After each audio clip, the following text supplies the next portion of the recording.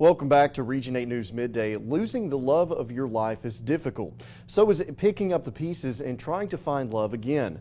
Diana Davis sat down with an author to help make sure you protect your heart and yourself. The loss of a spouse is difficult enough, but the thought of dating again can be very daunting. Author Shelby Wagner has written an uplifting book called Learning to Dance in the Rain, Part 2, Surviving Grief, Internet Dating, and Romance Scams. And she joins us here today on Midday. Good morning, Shelby.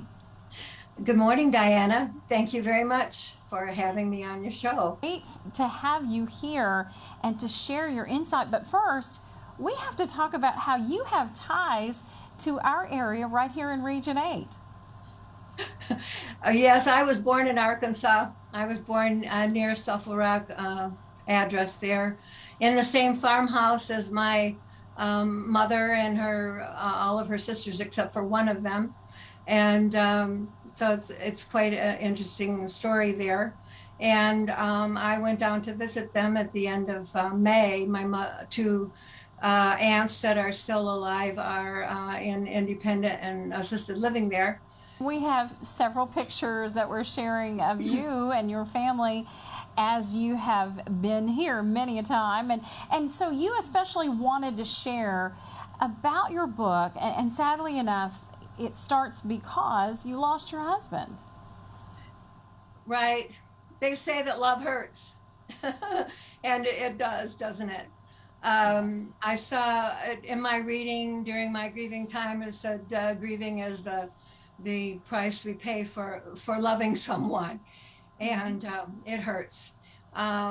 It's important for people to realize that each person grieves in his or her own way, and just because you think they ought to grieve such and such way doesn't mean that your way is right.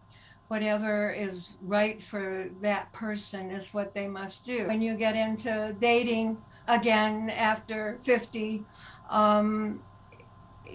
my daughter says, "No, Mom, you're not ready. Don't do, I don't want you to do that yet. You're not through grieving." And then I said, "Well, I'm going to go on internet dating." "Oh, no, Mom, you'll get scammed." And she was right. He had a sad tale, and he got to me. He knew I was a Christian, and Christians are supposed to help those in need and having trouble. And he was starving in China. His passport had been taken and all of his money, and could I please send him some money? And at first I said no. The amount of the money he wanted was like $20,000, and there was no way that I had $20,000 to send him, or that I would send to a stranger. But he kept after me, and finally I sent him a few thousand, and that wasn't enough. And he just kept bugging me. And people think that, oh, I've heard so many people say, "Well, I would never get scammed like that. Oh, I would never fall for anything like that." And that's what I said. No, I told my daughter, no, I would never give my money to a stranger. But I did. And when you're in a situation, it's different.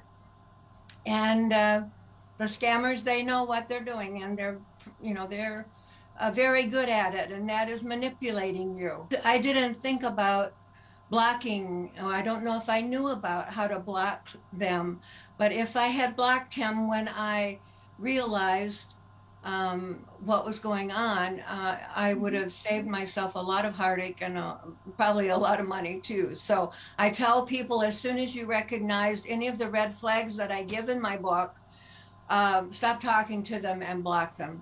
Shelby, thank you so much for joining us here on Midday and sharing this valuable information. Oh, thank you for having me. I appreciate it a lot.